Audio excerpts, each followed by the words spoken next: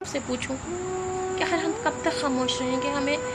ہمیں خاموشی کی چادر اتارنی ہوگی، ہمیں ایک شعور کی طرف آنا ہوگا، ہمیں اپنے بچوں میں اپنا کردار ادا کرنا ہوگا، ایک عورت کی حفاظت میں اپنا کردار ادا کرنا ہوگا۔ وہ بچے آپ کے ہیں، وہ بچے ہمارے ہیں، ہم سب کے ہیں، اور ہم سب کی ذمہ داری ہے۔ بچے کسے اچھے نہیں لگتے؟ جب سے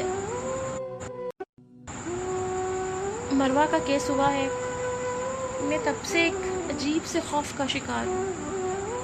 3 سال سے لے کر 80 سال کی مائی اس معاشرے میں محفوظ نہیں ہے، اور ہم لوگوں کی طرح ہوتی انڈیپینڈنٹ موونگ ہے۔ اللہ تعالیٰ ہر کسی کو شر سے محفوظ رکھے، برائی سے محفوظ رکھے، مگر دوستوں پھر کب تک خاموشی؟ جب تک آپ کی یا میری باری نہیں آ جاتی؟ کہ یہ احتجاج تب بھی ہوگا؟ خدا نہ میرے ساتھ کچھ ہو جاتا ہے تو پھر ہیش ٹیگ کا ٹرنڈ چلے گا۔ اس سے پہلے کہ یہ آگ ہمارے گھروں تک آئے ہم سب مل کر اس کے خلاف اٹھیں، ہم اس کے خلاف بات کریں۔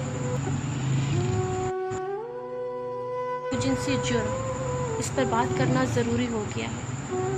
اپنے بچوں کو سیکس کے بارے میں بتانا ضروری ہو گیا ہے۔ جب ہم قرآن مجید کو ترجمے سے پڑھتے ہیں تو یقین کریں، میں نے جب قرآن مجید ترجمے سے پڑھنا شروع کیا، میں 4تھے سپارے سے آگے نہیں بڑھ سکی، میں سورۃ نبا سے سوری آگے نہیں بڑھ سکی، 4تھے سپارے سے آگے نہیں بڑھ سکی۔ کیوں؟ کہ مجھ سے پڑھا ہی نہیں جاتا، مجھے شرم آتی ہے۔ میں ترجمے سے قرآن پڑھتی ہوں تو مجھے شرم آتی ہے، ایک ایسی شرم جس کا میں خود بھی سامنا نہیں کر پاتی، کہ آخر ہم اپنے بچوں کو، اپنی نئی نسل کو، اپنے لوگوں کو دے کیا رہے ہیں؟ ایک پینفل فیکٹس ہیں اور بہت زیادہ دردناک سچائیاں ہیں، اور ان سچائیوں پر بات کرنا، ان سچائیوں کو لکھنا بہت ضروری ہو گیا۔ مجھے اب سیاستدان زہر لگتے ہیں، چاہے وہ عمران خان ہو، چاہے وہ نواز شریف ہو، زرداری ہو، کوئی بھی ہو، یہ سب لوگ مجھے اب زہر لگتے ہیں، کیونکہ ان کے پیچھے لگ کر ہم ان کی خاطر تو سڑکوں پر نکلتے ہیں۔ کسی بچے کے تحفظ کے لیے سڑک پر نکلے؟ نہیں نکلے، اور نہ ہی نکلیں گے۔ یہ کون سا ہمارا بچہ ہے کہ ہم سڑک پر کھڑے ہو کر احتجاج کریں؟ ہم سب مجرم ہیں، کیونکہ ہم صرف اور صرف اپنی وال پر بیٹھیں گے۔ میری اپنے دوستوں سے، اپنے پڑھنے والوں سے، دیکھنے والوں سے صرف ایک ریکویسٹ ہے، میں نے پچھلی دفعہ بھی کی تھی، کہ آپ سب لوگ ایک تحریک شروع کریں اپنے ارد گرد بھی، اپنی والز پر بھی، کہ آئیں بچوں اور عورتوں کو تحفظ فراہم کریں۔ میں اپنے گھر سے باہر نکلتی ہوں، یا میں اپنے کسی میل فرینڈ سے بھی ملتی ہوں، اس کے ساتھ لنچ کرتی ہوں یا کہیں ہوتی ہوں، تو یقین مانیں مجھے یہ یقین ہوتا ہے کہ ہاں میں ایک اچھے انسان کے ساتھ ہوں، میں ایک ایسے شخص کے ساتھ ہوں جو مجھے ایک عزت اور احترام دے رہا ہے، اور الحمدللہ کبھی بھی اپنے دوستوں کی کسی قسم کی کوئی ایسی شکایت کا سامنا ہی نہیں کرنا پڑا۔ جن سے کبھی ہوا ان سے میں کبھی دوبارہ زندگی میں ملی بھی نہیں۔ لیکن یہ ضرور ہے کہ جتنی حد میں آپ خود رکھتے ہیں اتنی حد میں آپ اپنے دوستوں کو بھی رکھتے ہیں۔ میرے دوست میری اس حدود سے واقف ہیں، انہیں پتہ ہے ملیحہ سے کب کیا بات کرنی ہے، اور انہیں بھی پتہ ہے کہ ماشاءاللہ کھلے دماغ و دل کی ہے، یہ بات سنتی بھی ہے، اور جہاں پر خاموشی چپ رہنا ہے برداشت کر جاتی ہے، بات کو اگر وہ چھیڑتے ہیں تنگ تو یہ برداشت کر جاتی ہے، لیکن وہ پھر خاموش ہو جاتی ہے، اور خاموش ہونے کا مطلب ہے کہ اس نے اس تعلق کو ختم کر دیا۔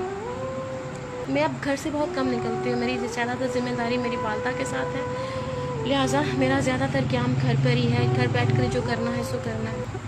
جتنا جو مقدر کے اندر رزق و جو پریشانی ہے وہ تو ساتھ ساتھ آ ہی رہی ہے، ساتھ ساتھ مل بھی رہی ہے، اور لیکن پھر وہی ہے کہ جب بھی میں گھر سے باہر نکلی ہوں، اور میں اگر اپنے کسی ایسی پلیس کے اوپر ہوں جہاں سے مجھے کام کی وجہ سے یا کسی پروجیکٹ کی وجہ سے میں لیٹ ہو رہی ہوں، تو پھر میرے اگر کسی دوست کو پتہ ہے کہ میں اس ٹائم ٹیمپل روڈ کے اوپر رات کے 6 بج کے کال آ جاتی ہے، ملیحہ اگر کوئی پریشانی ہے تو میں چھوڑوں، میں کہتی ہوں نہیں میں خود چلی جاؤں گی، کیونکہ شاید مجھے لڑنا آتا ہے، میں نے اپنی زندگی کے لیے بڑی طویل فائٹ بھی کی ہے، اور ایک بہت برے انسان کے خلاف فائٹ کی ہے، اور اس سمجھ لیں میں ایک جہنم سے باہر نکلی ہوں۔ اس میں اللہ تعالیٰ کا خصوصی کرم تھا، اور میری ماں کی بہت دعائیں تھیں کہ اللہ تعالیٰ نے مجھے اس مرحلے میں بھی سرخرو کیا، اور میں آج آپ سب کے سامنے زندہ بیٹھی ہوں۔ اور صرف اتنا کہوں گی کہ آپ کے ورکنگ لائف کے اندر آپ کے ساتھ سفر کرنے والی جتنے بھی آپ کی کولیگس ہیں اور وہ مسافر خواتین ہیں، ان کی حفاظت غیر محسوس طور پر آپ کی بھی ذمہ داری ہے۔ اللہ تعالیٰ نے کمزور پر آپ کو ایک اگر ترجیح دے رہی ہے تو آپ کا فرض ہے کہ آپ اپنے اس کمزور ہم سفر کو، کمزور ساتھی کو، کمزور قریب کو تحفظ فراہم کریں، اس سے خبردار کریں۔ مجھے یاد ہے ہم لوگ وقت ٹی وی میں تھے تو ہمارے کولیگ تھے، وہ بڑے فسادی قسم کے تھے، لیکن میں ان پہ ٹرسٹ کرتی تھی، ان کو ایز اے استاد بڑے بھائی کے طور پر عزت دیتی تھی۔ تو ان کا ایک اسکینڈل سامنے آیا تو مجھے میرے کولیگ نے کہا ملی ہمیں تو پہلے دن سے پتا تھا کہ وہ شخص ایسا ہے۔ میں نے کہا لعنت ہے تم لوگوں پر، جس شخص کو پہلے دن سے کریکٹر کا پتہ ہے وہ مجھے نہیں بتا رہا کہ ملیہ وہ ایسا ہے۔ تو میں اگر کسی کے بارے میں مجھے پتہ چلتا ہے کہ کوئی شخص ایک غلط انسان پر اعتبار کر رہا ہے تو میری کوشش ہوتی ہے کہ نقصان اٹھانے کے بعد جو میں نے کہنا ہے سانو تے پتہ سی، تو میری کوشش ہوتی ہے کہ میں پہلے بتا دوں کہ یار وہ شخص ایسا ہے، اس کا یہ ایٹیچیوڈ ہے اور یہ ڈیلنگ ہے، اس حد تک مجھے پتہ ہے۔ باقی آپ ذرا تھوڑی سی، کیونکہ میں نے ایک مرتبہ اپنی زندگی میں تحقیق نہیں کی اور نقصان اٹھایا، لہٰذا اب تو میں بہت زیادہ کانشیس ہوں۔ اور باقی پھر وہی بات کروں گی کہ ہم سب کو لڑنا ہوگا اپنی بقا کے لیے۔ یہ کسی ایک آدھ بچے کی کہانی نہیں ہے، یہ ہر گھر کی کہانی ہے۔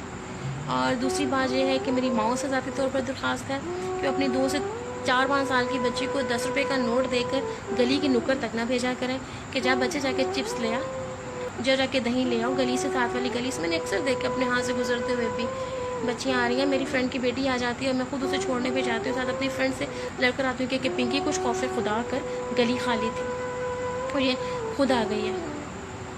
تو یہ میری ذمہ داری ہو جاتی ہے کہ اگر بچے میرے پاس آ جاتے ہیں ملیہ خالہ کی طرف جانا ہے تو پھر میں کہتی ہوں یار اگر مجھے کال کر دیا کرو، میں تم لوگوں کے پاس آ جاؤں گی، پلیز تم لوگ میرے پاس نہ آؤ، اگر آنا تو مما ساتھ آؤ۔ تو آپ کو ذمہ داری اٹھانا پڑتی ہے، جہاں پر محبت ہوتی ہے، جہاں پر آپ کے اندر ایک احساس شعور ہوتا ہے، وہاں پر آپ اٹھانا پڑتی ہے اور آپ کو ذمہ داری دینی چاہیے۔ میری کیونکہ میں اس ایشو پر تھوڑا بہت آج کل پھر سے لکھنے کی طرف آئی ہوں، تو میرا پہلا فیچر اسی ایشو کے اوپر ہے۔ تو جن دوستوں سے بات ہو رہی ہے، جن سائیکیٹرسٹ سے بات ہو رہی ہے، ہر شخص کہہ رہا ہے کہ ملیہ سمجھ میں نہیں آ رہا، ہمیں خوف کا شکار ہے۔ ہماری مائیں، ایون ایک باپ نے مجھے کہا ملیہ باجی میں بڑے خوف کا شکار ہوں، میں آپ کو بتا نہیں سکتا، میری بچی نارمل ہے اور میں اسے گھر سے باہر نہیں نکالتا، میں اپنے گھر کے اندر کسی دوسرے کو آنے نہیں دینا چاہتا، کیونکہ میری بچی کو صحیح اور غلط کا نہیں پتہ، وہ سینس لیس ہے، کیونکہ بچی 12-13 سال کی ہے اور اس کا جو دماغ ہے وہ 2 یا 3 سال کے بچے کا ہے، 3 یا 4 سال کے بچے کا آپ سمجھ لیں۔ تو جہاں پر ایک باپ بھی خوف کا شکار ہو جائے، یعنی خوف آپ سے لڑنے کی صلاحیت چھین لیتا ہے۔ یہ بات ذہن میں رکھیں کہ خوف لڑنے کی صلاحیت چھین لیتا ہے، لہٰذا سب سے پہلے اپنے اندر ایک خوف کو ختم کریں اور اپنا کردار ادا کریں۔ اسی ایشو پر انشاءاللہ تعالی میرا ویڈیو بلاگ بھی آئے گا اور میرا فیچر بھی آئے گا۔ مجھے اب اپنی دعاؤں میں یاد رکھیے گا۔ بعض اوقات میرا دل کرتا ہے کہ میں لڑوں، میں ہر اس ماں سے لڑوں جس نے اپنی بچی کو اگنور کیا، اپنے بچے کو اگنور کیا اور اسے 10-20-25 روپے پکڑا کر دودھ دہی لینے کے لیے بھیج دیں۔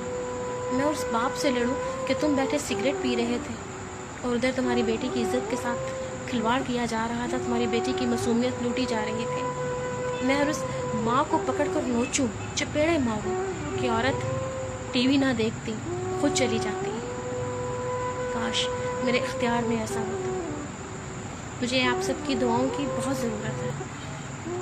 ایک بہن، ایک دوست، ایک بیٹی سمجھ کر ہی صحیح مجھے اپنی دعاؤں میں یاد رکھیے گا اور بہت زیادہ دعاؤں میں یاد رکھیے گا۔ اللہ تعالیٰ آپ سب کا، مجھ سمیت آپ سب کا حامی و ناصر ہو۔